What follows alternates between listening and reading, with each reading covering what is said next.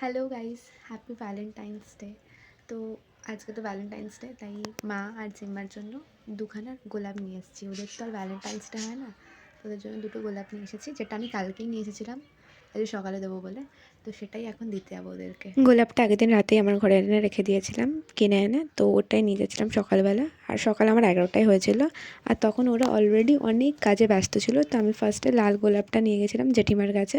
আমি দুটো গোলাপ সেম পাইনি, তো দুটো আলাদা গোলাপই কিনে এনেছিলাম। তো জেম্মার কাছে নিয়ে গেলাম, গিয়ে বলেছিলাম হ্যাপি ভ্যালেন্টাইন্স ডে। তো ফার্স্টে শকড যে এটা আমার জন্য এনেছে। তারপর আমাকে জিজ্ঞাসা করলো যেটা আমার। আমি বললাম হ্যাঁ দিদি পাঠিয়েছে তোমার জন্য। তো খুব খুশি হয়ে গেছিলো, যে খুশিটা দেখা যাচ্ছে না বাট খুব ভালো করে দেখছিল রোজটা।